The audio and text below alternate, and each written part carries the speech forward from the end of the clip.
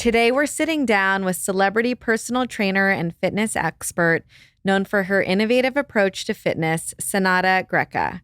Her clients include Kim Kardashian, Miranda Kerr, and Bebe Rexa. As the founder of the WeRise app and the activewear brand ZENTOA, Senada creates content around quick workouts, nutrition advice, and mental health tips to empower women and gain a greater love for life. Senada, welcome to DITL. Thank you so much for having me. It's a pleasure to be here. Thank you. We're excited to get into a day with you.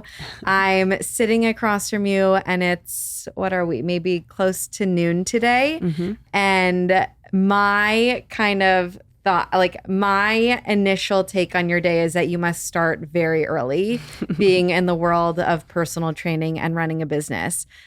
What time do you wake up and how do you get your day started? I just don't go to sleep. I Yeah. just stay. Is that it? Is that I'm the foregoing secret? sleep, exactly. At times maybe I'll sleep till like 3 a.m. No, I'm not the super early morning person. My usual wake up time is 6:30 just because I value sleep and what that does for my mental and physical health. And more studies just show how important sleep is. So I do prioritize that because also genetically I'm predisposed to having pretty poor sleep. So I do everything I can to get quality sleep. What do you do to help with that quality sleep? And how many hours a night are you trying to get? So I try to go to bed at like 9:30, around 9:30, and get up at 6:30. I find when I do extend a little bit in the morning, I can get a little extra REM sleep. And what I do is that it starts the night before by lowering down the lights, putting candles in the bathroom so I'm not like brushing my teeth with like these bright lights. I do either an Epsom salt bath, or if I can't do that, I'll just do a little feet soak with like really hot water. And if, sometimes I'll have restless legs. That's another thing that I'm predisposed to. Again, I guess like genetic testing tells you everything, what you had for breakfast. But that's another thing. So I found that really hot water, obviously you don't want to scorch yourself, like soaking your feet and then just throwing that on your legs does help with that a lot. So I try not to eat at least an hour, but ideally 2 hours before bed so I can allow the melatonin production. I take magnesium, chamomile extract in my magnesium, and that's pretty much it. So kind of like easing into the night. Is there a brand of magnesium that you like? It's Calm. It's called Calm. It has L-theanine, which is an amino acid. So I take, and that's supposed to help with sleep, going to sleep and remaining asleep. So a solid 9 hours. Yes, I try to do a solid 9 hours. It doesn't always, end up being 9 hours, but if I can get to as close as I do wear an Oura ring to measure my sleep at night, and if I can get to about 2 hours of REM and 2 hours of deep, those are my goals. Like I'm good to go. I'm working on that right now. I've been eyeing an Oura ring and trying to figure out if it's something that I should get. I have an 8 sleep. And so I've been like studying my REM and deep sleep there, and I need to make some improvements to my deep sleep. My REM is pretty good, but deep is not so great. What are you looking for like data-wise on your Oura ring, and how is that helping you make decisions throughout your day? I usually just wear it at nighttime. I find it a little bit uncomfortable to wear during the day, or just when I lift, especially if I'm picking up weights, it's a little bit uncomfortable. But I'm looking at how long it takes for me to fall asleep, latency, which is ideally around 15 to 20 minutes. So if it takes you less than that, so maybe it takes you 5 minutes or you fall asleep right away, then that means that you're overly tired.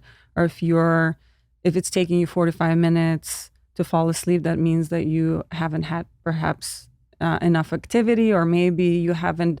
What I do also is I meditate. I do some breath work to kind of help again ease into the night, and journal sometimes, not all the time. I'm not great with that, but it just kind of helps again take all of your thoughts and come back to center and ease into the night. So I look for that. I look for latency. As I said, deep sleep, REM sleep, HRV, so heart rate variability.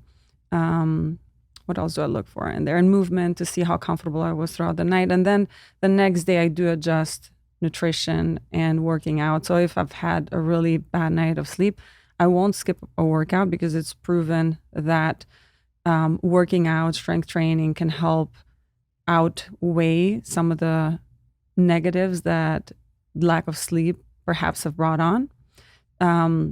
So I will continue, I will strength train, but I will take it down perhaps a notch. So I won't push too hard on the strength training, and then I'll prioritize protein even more because again, that's proven to outweigh some of the negatives that the lack of sleep has brought on perhaps, and obviously to support the strength training aspect of it. So what does it look like at 6:30 for you when you wake up and get out of bed? What's next from there? I obviously brush my teeth, wash my face.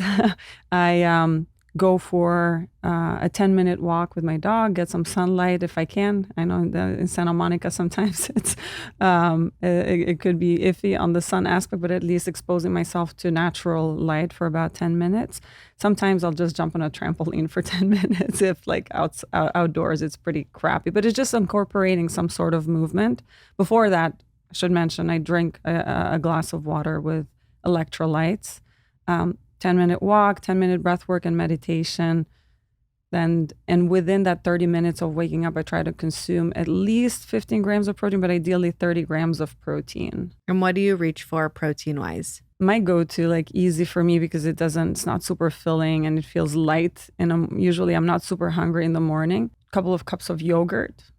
In a cup, you usually have about 13, 14 grams of protein, maybe 15 depending. So 2 cups of yogurt. I throw in some almond butter or walnuts and blueberries for my antioxidants, a cup of blueberries, which are again proven to be an amazing superfood, if you will. What are your thoughts on smoothies in the morning?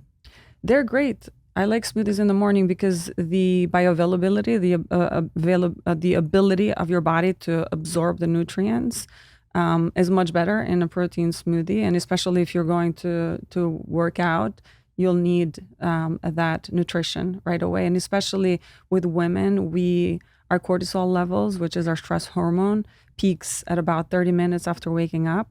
And what a protein-heavy smoothie or meal does is that it counteracts that cortisol production, and it tells the body, okay, we're okay, we're giving you some nutrition now, instead of going to that like fight or flight mode, which we tend to go into. What would you put in your perfect smoothie? I'll either again put yogurt and skip the protein powder.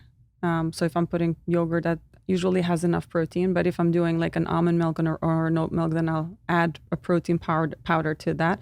And it's pretty similar to what I put in that yogurt bowl. It's not very complicated. I'll just throw a nut butter. I'll throw blueberries in there.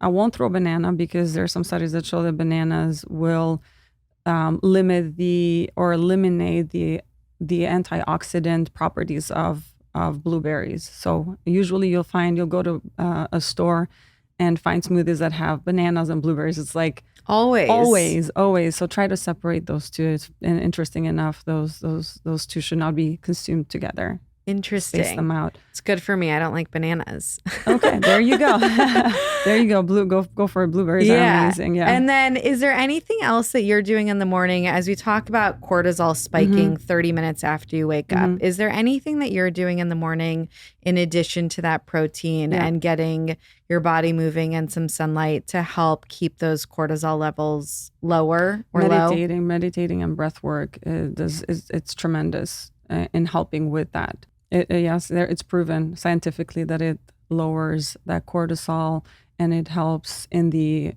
fight or flight response, which as women we tend to operate from. We operate from the sympathetic aspect, so we want to move into the parasympathetic nervous system to be more in that rest and digest phase. And then going back to the electrolytes for a second, which brand of electrolytes do you use? There's 2 actually. I like Sunlight. You know, Sun Life. The smoothie place.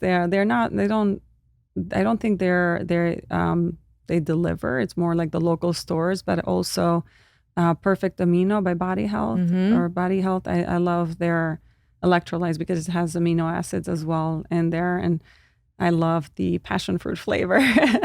Usually, a lot of electrolytes out there have this like sweaty taste that I do not enjoy. Yeah. But for some reason, like Sun Life and then Body Health Perfect Amino is really good. Are there any other supplements that you're incorporating into that morning routine? I do take NMN or NAD, vitamin D, D2K3, resveratrol, potassium. I don't take like a multivitamin just because I've done testing and I'm only plugging in where I potentially can optimize. You know, I did some testing and most of everything was pretty much in that normal range, but sometimes you can have a certain nutrient that is on the normal range, but on the lower end of the normal range. So that's where you want to kind of be in the middle and optimize for those things. Vitamin C. Yeah, that's pretty much it. How often do you get your blood work done to check on those levels? Every 6 months. Every 6 months, max a year. But every 6 months is that's what I try to do. I mean, if you are having certain issues or if you know that there is certain levels that you're working on perhaps more frequently, especially if there are certain vitamins or minerals or any other hormones that are more impactful that need to be checked more frequently. And then what's next in the routine? What's next? So we're like, I have an app called the WeRise app for which I work with people from the UK to Spain to, you know, many places in the United States. So it's meetings, Zoom meetings typically, looking at performance, looking at what's next. We have incredible things coming up in March, beginning of March. WeRise app, I'll just give you a little background, is not just a fitness app where you'll find like all of my workouts and the meal planning built to specific person's goals and their characteristics, but we will soon have, and maybe by the time that this is out, we've already have launched it, but other female experts. Is an app for women by women, but other female experts in areas like trauma therapy, relationships, imposter syndrome, nutrition, career growth, all of the, and ideally we'll just keep on bringing more and more female experts to help in different fields that women potentially have a need, and make it accessible with accessible and actionable tools versus just information, versus just overwhelming information, which you can find so much of nowadays, you know, on social media, on the internet. It's incredible, this app that you've been building for all this time, and to think about what's next for the app and for the audience. Where did when you think about all the different offerings within this that makes this product so unique, and thinking about trauma and nutrition and health and wellness, how do you see this, or how do you plug this into your everyday? I try to incorporate a lot of the elements that I need. So, and I have done a lot of trauma therapy work if it's on my own or with therapists, or, you know, even plant medicine. I've done a lot of that therapy and trauma work. And I continue to count on those lessons. I continue to revisit a lot of those lessons that I've received. So when it comes to, I think mental health and physical health are so interconnected. And then when it comes to nutrition, like all of these components cannot exist on their own. They're always playing together. Relationships, you know, a partner, friendships, your social life outside of, you know, your work, or perhaps your home. Like those are very important components that make up our health, mental and physical. So I do try to plug those into my day. And I think that those are important aspects to speak to a lot of women, because I think we try to perhaps take on things in like silos and maybe focus sometimes on not necessarily like that foundation, perhaps that is trauma that you need to work on to then perhaps get you to help you be in a good place physically and mentally, because there is sometimes foundational things that we need to work on to build all these other aspects around us.